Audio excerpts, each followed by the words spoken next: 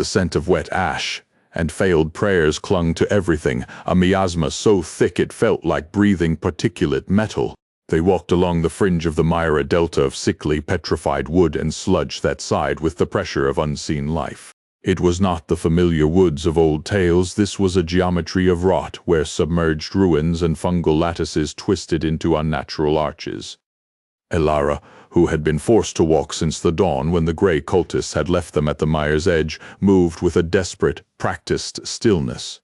Beside her, Tarin was a coil of frustrated muscle and raw paranoia.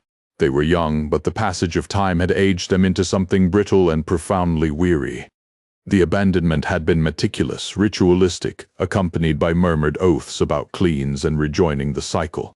They did not know the destination, only that the path behind them had dissolved into a sickening quicksand of psychic residue. The early days were defined by the remnants of their passage.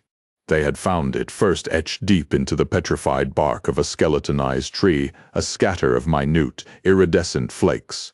They were not pebbles but desiccated scales, the kind that shed from nothing but the flesh of deep-dwelling, chitinous things. They followed these flakes, moving deeper into the encroaching wetness, the air growing heavy with the metallic taste of spilled ichor. Tarin complained constantly. "It is pointless," he muttered, kicking at a patch of slime that hissed and steamed. "We are mere crumbs in the gullet of the mire. The echoes will find us." "The echoes do not look for us," Elara whispered, stopping to trace the edge of a floating monument, a submerged chunk of masonry bearing glyphs that made her stomach ache with forgotten grammar. "They simply collect what is available. Survival is an aesthetic flaw." They walked until the fading gray light bled out entirely, replaced by a perpetual twilight filtered through an oily haze. The sense of being watched was not physical, but atmospheric, a vast diffuse weight pressing against the eardrums, suggesting that the ground beneath them was merely a thin film over something vast, cold, and profoundly indifferent. Then, the anomaly. It did not rise, it coalesced. It sat, nestled in a slight, unnatural clearing that felt like a wound in the mirror's flank. It was a structure of impossible sweetness and decay. It wasn't built. It seemed to have grown, a grotesque mansion fashioned from petrified confection. The walls pulsed faintly, shimmering with the deep, sickly magenta of coagulated lifeblood, and the window frames were made of what looked like caramelized ivory, dusted with glittering, crystallized saccharine decay. It was too perfect, too sweet in this ruin of grit and spiritual waste. Curiosity, the most dangerous commodity, overcame their fatigue. It was not a house for shelter, but a bait, a beacon of corrupted plenty. Tarin reached out a trembling hand, his fingers brushing the sticky, unnatural surface of the doorframe.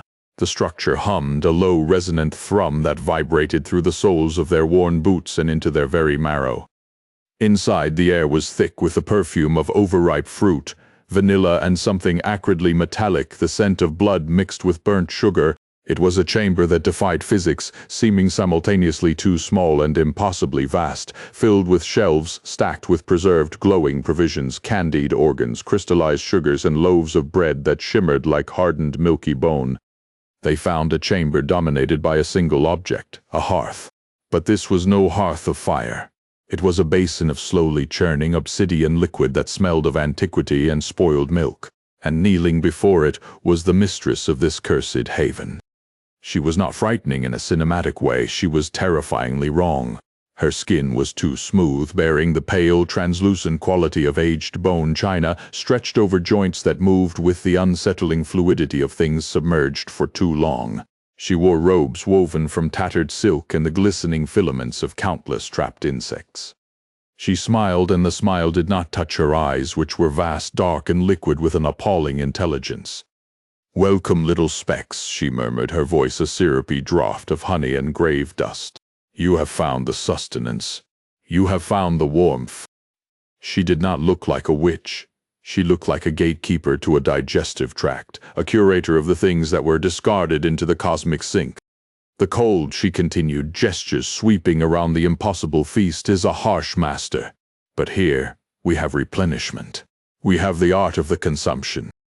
Tarin shifted back, pulling Elara slightly behind him, his fear now a tight adrenal knot. The woman, whose name they never heard, simply regarded them. She had sensed the lingering psychic traces of their journey, the desperation, the faint echoes of their bloodline, the unspent potential. To her, they were not survivors but raw material. "Little ones," she breathed, extending a hand that looked like it had been carved from fossilized shell. "You are so delightfully fresh, so saturated with the simple, beautiful terror of near starvation." She moved with unnatural grace, her feet making no sound on the polished floor. She circled them, her gaze tracing the lines of their gaunt faces, the subtle tremor in their hands. She wanted them to stay. She wanted them to labor, to contribute their vital essence, the golden glowing threads of their unspent life force. The confrontation that followed was not a battle of strength, but a desperate metaphysical ballet of defiance against overwhelming psychic decay. The mistress did not need to physically restrain them. She fed them suggestions, whispers woven into the very structure of the house. She showed them visions of warm hearths that promised everlasting satiety, of the comfort of surrender, of letting go of the burdensome weight of memory and the difficulty of free will. She showed them the sublime emptiness of the mire beyond, a void that promised final, delicious quietus. Tarin, fueled by blind, protective rage, lashed out first. He swung a heavy piece of blackened driftwood he had carried through the mire, aiming for her exposed, delicate wrist. It connected with a muffled thwack. The blow seemed to do nothing. The skin absorbed the impact, shimmering momentarily like oil on water. She merely leaned back with an expression of scholarly disappointment, her smile widening just enough to reveal too many teeth, small, perfect teeth like newly formed coral. "Violence," she sighed, waving a hand dismissively. "It is so crude, so exhausting. We deal in refinement, child, in the slow, elegant draining."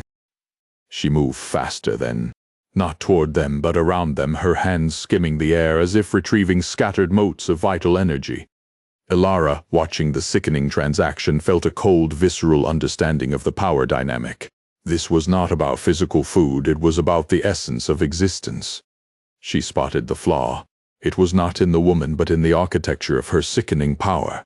The house itself was a parasite, drawing its strength from the cycle of hunger and despair. While Tarin struggled to land a blow, Elara moved. She did not run but slipped, sliding toward the rear of the crystalline pantry, gathering the last scraps of their shared grit. She lifted a handful of the iridescent, discarded scales. They had been following the remnants of whatever monstrous life permeated the mire. "You are built on refuse," Elara cried, her voice echoing unnaturally loud in the crystalline chamber. "On the detritus of desperation. You are merely a collector." She hurled the scales not at the woman but at the massive central crystalline support pillar that seemed to anchor the very concept of the dwelling. The scales struck with a dry, sickening hiss. The woman screamed, a high, brittle sound of cosmic protest, and staggered back, clutching her temple. The house shuddered, and the oppressive, sickly, sweet perfume of the interior soured instantly, transforming into the pungent stench of ozone and burnt despair. The structure, unable to process the disruption of its collected energy, began to fail. The perfectly crystallized sugar walls sweated, weeping corrosive black residue. The obsidian liquid in the basin pulsed erratically, sputtering into nothing. It was the same force that had drawn them in, the attraction to unnatural bounty, that now threatened to crush them. They did not escape through the door. They burst through the failing crystalline wall behind the hearth, scrambling back into the polluted, decaying safety of the mire. They ran until the structures of false perfection dissolved entirely behind them, until they reached the cold, wet boundary where the mire met the genuinely unknown expanse. They did not look back. The smell of burnt sugar and decaying possibility clung to their clothes, a spectral reminder of the abyss. They walked in the encroaching darkness, their footsteps swallowed instantly by the cold, indifferent sludge. They were alive.